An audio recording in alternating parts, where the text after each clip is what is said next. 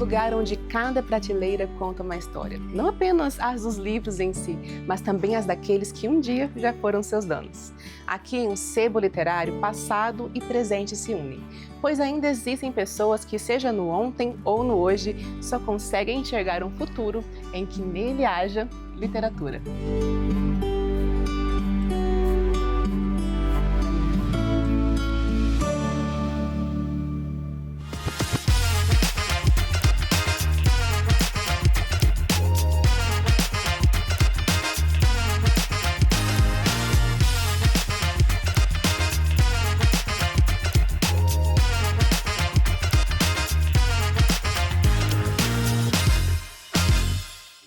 Uma vez eu li na parede de um sebo uma frase que dizia que livros antigos são novos para quem ainda não os leu.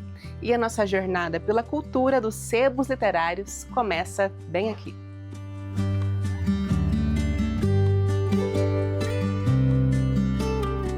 Eu tinha 18 anos quando eu abri o sebo, né? Eu já gostava muito de ler. E eu tenho um irmão que já vinha do mercado de livros, que inclusive me incentivou muito a ler, né? O Joaquim. Agradeço muito a ele. E me viciei em leitura aos 12 anos, quer dizer, até aos 12 eu li muito gibi. Aos 12 anos eu li meu primeiro livro, A Volta ao Mundo em 80 Dias. A partir daí, me viciei em leitura, né?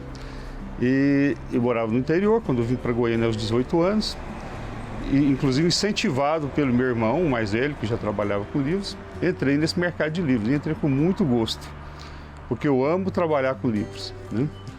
E aqui no sebo tem tudo que eu gosto, são os livros, os discos, os DVDs, com os filmes, e agora tem os vinhos também, né, que eu amo.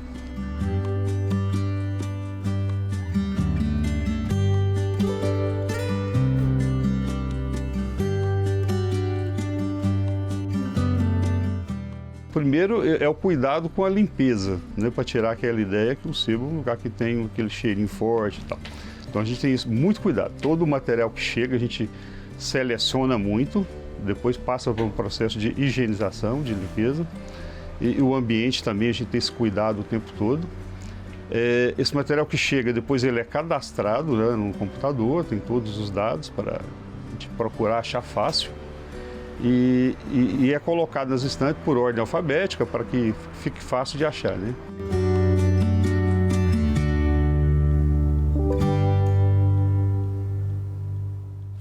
Eu sei, a praticidade de ver um livro em uma tela, guardá-lo em um carrinho e depois, quase como mágica, recebê-lo em sua casa pode parecer bem tentador. Mas literatura é também experiência. E bons sebos literários sempre podem te render boas surpresas. A principal mudança, assim, disparado, foi a internet, né? Assim que começou o Google, antigamente as pessoas compravam todo tipo de livro para fazer pesquisa. A partir do Google isso diminuiu um pouco, mudou muito, porque as pessoas vão lá e digitam lá e faz a pesquisa por lá. Mas ainda tem o mercado dos amantes de livros, né? As pessoas que gostam de ler, que amam os livros, esse ainda permanece. Eu acho que o sebo é muito importante para a cultura. Em primeiro lugar, porque ele resgata muitas obras que já estão esgotadas, que são raras, né, que você não encontra no mercado de livros novos, né? Além de que são a questão de preço, né? Então, os preços são muito mais baratos do que os livros novos, dá mais condições de pessoas comprarem e dá condição de a gente fazer muita promoção com livros assim bem em conta, né? Então tudo isso eu acho que é muito importante para a cultura. Olha só, a grande promoção de livros usados aqui no Armazém do Livro. São 20% de desconto. São mais de 30 mil títulos aqui no Armazém do Livro usados com 20% de desconto. Tenho observado que muitos pais têm vindo, trazido as crianças, né, para que tenha contato com os livros, que fuja um pouco do celular, né, do online. E tem dado certo, tem formado muitos novos leitores dessa maneira.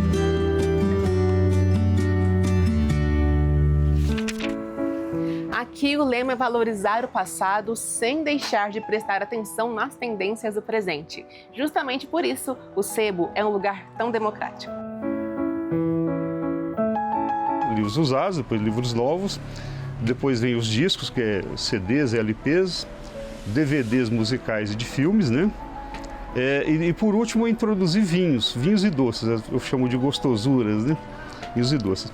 E os vinhos, a gente tem feito alguns eventos que a gente chama de vinho e prosa no armazém. Normalmente a gente faz à noite, uma pessoa vem falar sobre um determinado assunto, o que não é uma palestra, é um bate-papo. Então as pessoas tomando vinho, perguntando, conversando, um pouco misturado as coisas, um pouco próximo uma coisa da outra, né? Então eu acho que o sebo tem isso, e o sebo vem se reinventando, né? Inclusive agora nós já estamos também com o site próprio, o e-commerce, o aplicativo, estamos buscando essa evolução, né? Sem deixar o passado, as coisas do passado de lado.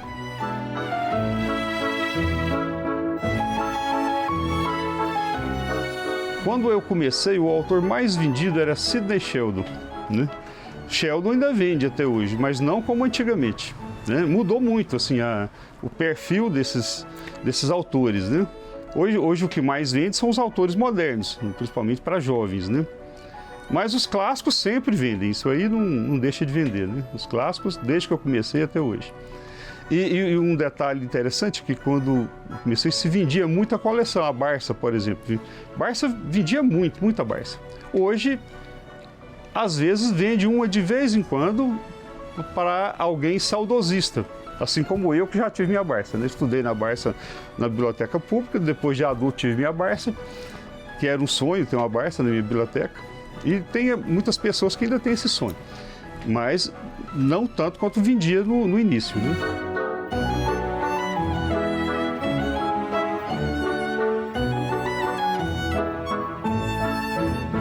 Tenho clientes aqui desde o primeiro dia que nós começamos, que apareceu no primeiro e estão com a gente até hoje, né? Mas traçando o perfil, no início, quando a gente focava muito em livro didático, tinha muito o perfil das mães procurando livro didático para os filhos, né?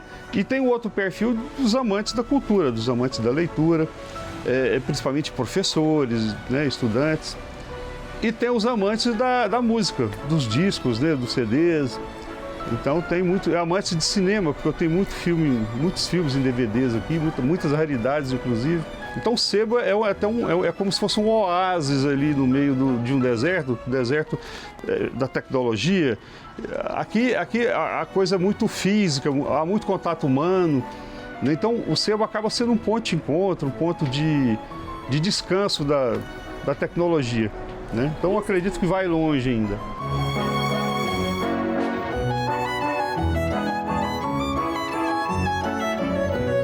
Hora do café e vamos para aquela pausa rápida, mas daqui a pouco voltamos com mais literatura.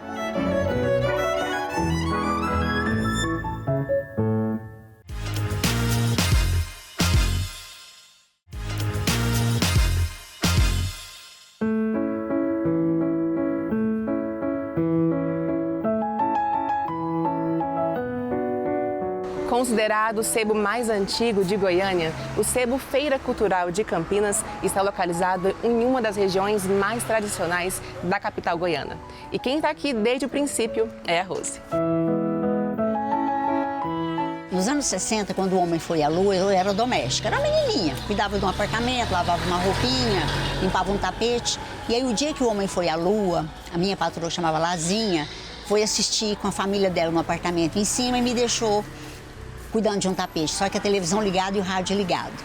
E aí o Edgar, que é meu ex-patrão de livraria, eu chamei de ex-patrão de livraria, colocou um anúncio procurando alguém para trabalhar no caixa. Aí eu anotei o endereço, à tarde, quando eu saí, eu fui lá e deixei o telefone do trabalho da minha mãe e o endereço meu. Eu morava de frente ao Hospital do Câncer, no setor universitário. Esqueci, não contei pra ninguém, passou aquilo ali. Aí um dia, voltando da escola, eu fazia quinta série lá no IEG, à noite, tinha um homem parado na porta. Quando eu cheguei, ele falou: "Você que é Rosimeire?" Eu falei: "Sou." É sobre trabalho na lanchonete. Aí eu bati na porta do barracão de um cômodo só, minha mãe abriu, aí eu contei pra ela a história. Aí minha mãe falou pra ele assim: "Mas ela é muito nova, né? 12 anos, 13 anos pra trabalhar numa..." "Não, mas a gente vamos tentar." Aí eu arrumei alguém pra continuar ficando com a Lazinha, que ela tava com o nenenzinho novo, e fui trabalhar com ele na lanchonete. Trabalhei 1 ano. Aí, uns anos depois, em 75, eu fiquei desempregada. Sabia que ele tinha uma livraria, porque eu já frequentava sebos na época, e bati na porta dele e falei: "Edgar, tô precisando de trabalho." Aí ele não me deu trabalho na livraria na época, era começo do ano, e me colocou num escritório de contabilidade para mim ser um boy lá. Só que no final do ano precisava de gente. Tem uma época da safra de livraria, ele me convidou para trabalhar com ele na livraria. Eu trabalhei com ele 1 ano ali. Assim, eu já gostava de livros, já comprava livros usados, aí eu peguei aquilo ali. Aí, quando eu casei, 1 ano depois, quando eu casei, ele falou pro meu marido, vende o Fusca. Meu marido tinha um Fusquinha, era agrimensor.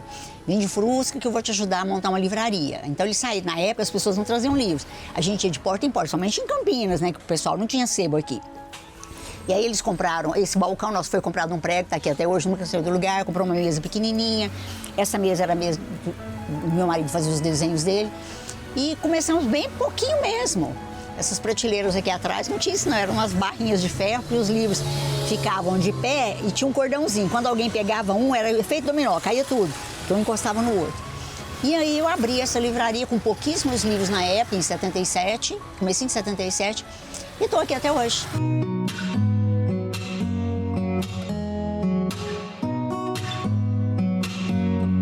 Vou te contar a história do meu primeiro livro. Nesse primeiro emprego que eu tive com o Edgar, eu comprei um livro na 4, com a Tocantins, agora é uma farmácia, mas no passado, muito passado, anos 60, era uma pizzaria Bagainha, ao lado dela tinha como se fosse um armazém, que naquela época não tinha supermercado ainda em Goiânia. E ali tinha uma banquinha com livros. E eu peguei o dinheiro que eu recebi, eu não recebi salário, recebi uma quantidade que dá para você passar para uma criança, como se diz, né? E aí eu comprei o primeiro livro meu que chamava O Castelo dos Três Pendões, da Editora do Brasil, de capa dura, até poucos anos eu ainda tinha ele. Então, meu amor por livro vem assim. E eu leio muito, já no passado, quando eu era mais nova, quando eu abri a loja, eu lia muito gibi, fotonovela. Teve um período que eu li um livro de cada grande escritor, igual tem uma americana que andou fazendo esses dias, né? Depois eu li alguns livros de literatura brasileira. Já li muito romance. Agora, nos últimos anos, eu tô mais... A gente vai mudando, a gente vai envelhecendo e vai mudando o estilo de vida. Ultimamente, eu leio muita crônica, que eu amo, poesia e filosofia.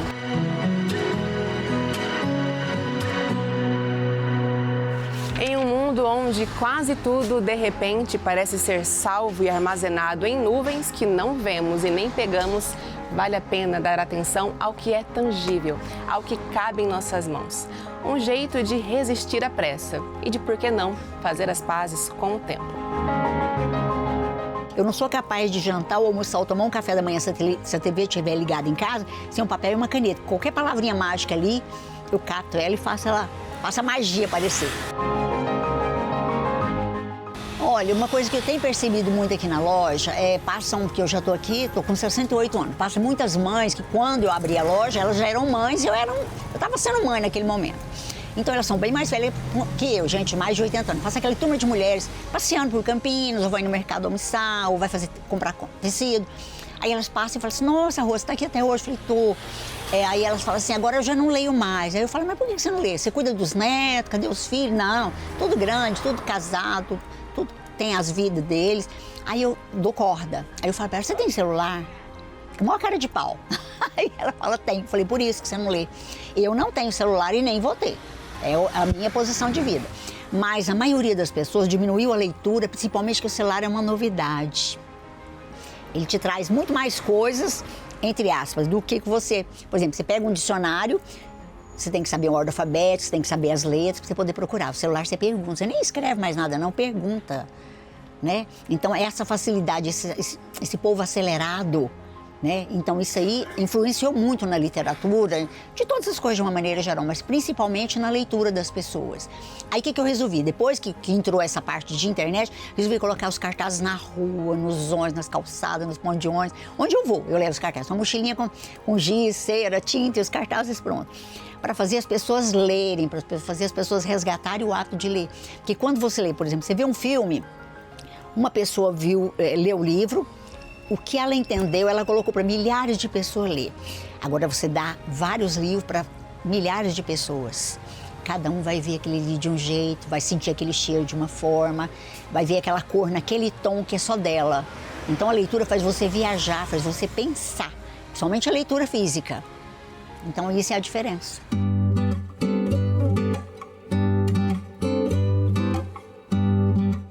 Uns 10 anos atrás, eu estava aqui fazendo alguma coisa de manhã, passou três pessoas, duas mulheres, duas moças e a mãe, na porta da loja. Aí uma delas falou assim, procura para ela, quem sabe ela tem um livro. A outra, não, já procurei na internet, já procurei em livraria. Ninguém tem. Aí eu fui atrás. Quando eu vejo alguém falando de livro, eu vou atrás. Falei, o que foi? Qual livro que é? Aí elas voltaram, as três. Falei, que livro? Ela falou assim, moça, eu vou te contar a minha história. Eu não tenho o nome do livro. Aí entrou e me contou que quando ela era pequena, estudava aqui em Goiânia, numa escola talvez particular, todo final de semana as crianças podiam levar um livro para casa. Ia na biblioteca e cada um escolhia o que queria. A coordenadora lá colocava assim, Paula pegou tal livro, Ana pegou tal livro. Só que na segunda-feira aquelas crianças tinham que contar a história para a professora. Cada um ia lá com o livrinho na frente e contava resumido. Aí a professora percebeu que aquela menina lia o mesmo livro, contava a mesma história. Os coleguinhas dela nunca pegavam aquele livro. Aí chegou nela, junto com os colegas, e falou assim, olha, você não pode pegar o mesmo livro, você tem que pegar outro livro e contar uma história, para o seu coleguinha ter a oportunidade de ler aquilo ali e contar a história dele. Só que criança é muito inocente. O que ela fazia? Ele ia lá, pegava esse livro, chamava a melhor coleguinha dela, a coleguinha ensinava esse. Lá fora ela trocava. E ela lia o livro e chegava na segunda-feira e contava a mesma história. Aí a professora viu que não tinha conserto, tirou o livro da biblioteca. Que aí nem ela nem ninguém lia. Quando a professora fez isso, ela falou para ela, fez uma coisa para ela mesma. Olha, quando eu crescer eu quero ser professora e se o meu aluno quiser ler o mesmo livro 1000 vezes, ele vai ler 1000 vezes. É problema dele. E aí ela cresceu, mas hoje ela é professora de história. Ela não é professora de português, não sei porque cargas d'água ela passou para a história. E aí, ela tinha vontade de ver esse livro, porque esse livro marcou muito a infância dela. Eu não sei se a história, ela estava passando por algum problema, a história tinha alguma coisa. Aí, como ela não sabia nada do livro, eu falei para ela, o livro é assim? Não. É maior, capa dura? Não. Aí eu falei, é grandão, parece uma revista? É. Aí eu me lembrei que, como era uma escola antiga, provavelmente o livro era dos anos 60, 70. Então, a Editora do Brasil, nessa época, fazia. Ainda tem uns livros dela ali, grandão, fininho. Como ela não sabia o título, aí eu fui lá e peguei, vamos falar assim, a borboletinha, alguma coisa do livro lá. Eu peguei 4 edições, a de 2000, a de 90, a de 80 e a de 70. Mas primeiro eu mostrei de 2000. Olhou o desenho? Não, o desenho não é assim não. O tamanho era. Olhou de 90? Não. Olhou de 80? Não. Olhou de 70, 60, 70? É esse desenho. Aí fui lá e peguei o pacote, para ela ver se ela conhecia a capa, porque ela não sabia a história, ela também não conseguia me contar a história. Quando ela olhou, era o último livro do pacote, chamava O Gatinho Perdido. As 3 abraçou e chorou igual uma criança aqui.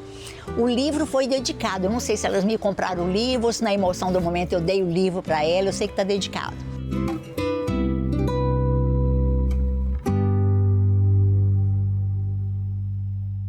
Decorar a cidade com poesia e flores. Essa é uma das missões desse espaço. E quem entra aqui, além de sair com um livro em mãos, também leva um pedaço de arte para casa.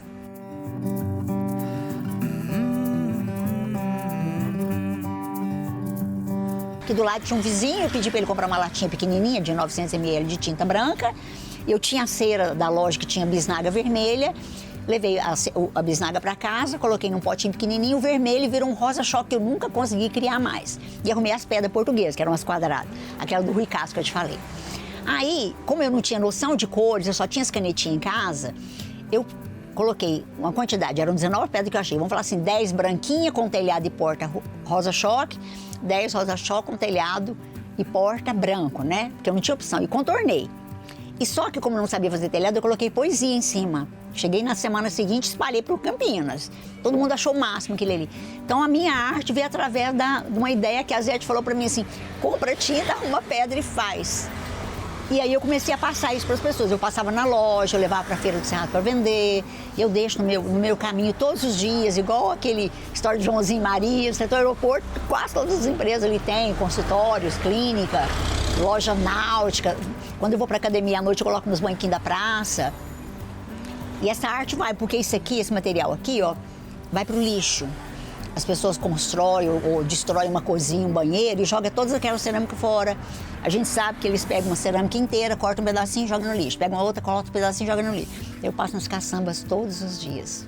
Levo para casa, aqui tem muita coisa escondida aqui, ó. E faço essa arte.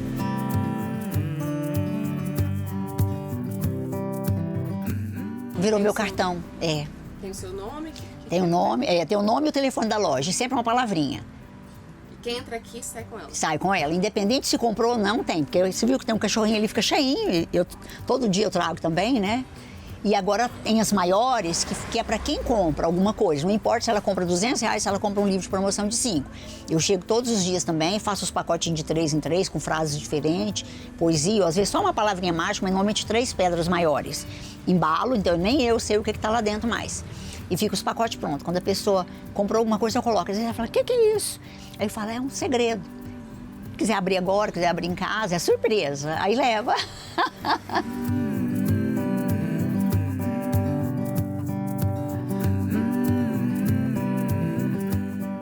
Eu acho que também vai do momento que a gente está passando. Se você está num momento mais tranquilo, o que você lê, um momento mais turbulento, e todo mundo tem esses momentos, tranquilo e de turbulência. Então eu leio sempre os textos e friso, eu escrevo com caneta, é ruim, mas os meus livros em casa não podem voltar para a loja, é tudo escrito, vira diário. Então eu sempre friso, coloco um entreaspas, ou mesmo coloco um travessão assim, para marcar aquilo ali. Mas assim, eu tiro muita frase, ultimamente mais filosófica, mas assim, às vezes alguém me conta uma história. Por exemplo, aqui tem uma frase que uma menina falou para mim que a avó dela falava para ela que ela tinha que colocar âncora nos pés, porque os sonhos dela eram muito grandes, muito altos. A avó tinha medo dos tombos. Então, às vezes a pessoa conversa comigo e eu tiro uma frase daquilo ali. E de coisas que eu leio revista, eu leio livros, eu leio cartinhas que vem dentro, dedicatória que alguém coloca. Já aprendi a filtrar o que é interessante.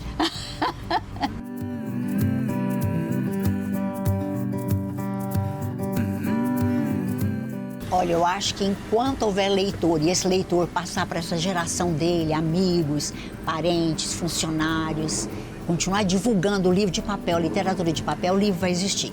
Por exemplo, em São Paulo, eu sei que tem uma galeria de vinil. Há quantos anos aquele pessoal não está ali? 30, 40 anos. E vai continuar. Por quê? Porque aquela geração que foi lá quando era jovem, casou, os filhos vê os pais com aqueles discos antigos, gostam. Aí os filhos daqueles filhos, que é os netos, vê, você entendeu? Pega um amor naquele ali. E eu acho que a mesma coisa é o livro. Tem que incentivar. E a concorrência agora é grande com a internet, né? Mas o livro ainda vai vencer, certeza. Por exemplo, quando tinha um rádio no passado, aí chegou a televisão, o pessoal pensou assim, acabou. Meu marido é capaz de ver o jogo, que ele é doente por causa de jogo, ele vê a televisão ligada alto, o rádio ligado alto e acompanhando o celular e ainda briga com o jogador. Você entendeu? Então, quem gosta desse tipo de coisa não vai deixar. Ele pode, assim, colocar do lado, mas ele não vai deixar de pegar o livro físico para ler.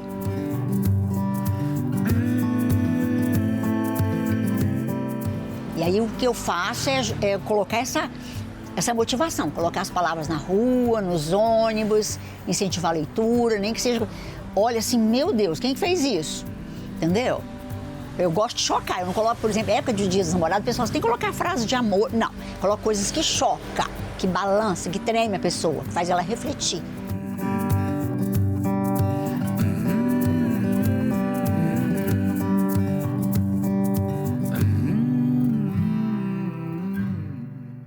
E por hoje o Literando chega ao fim. E olha, já separe uma data para visitar um sebo na sua agenda. E se prepare para não sair de mãos vazias.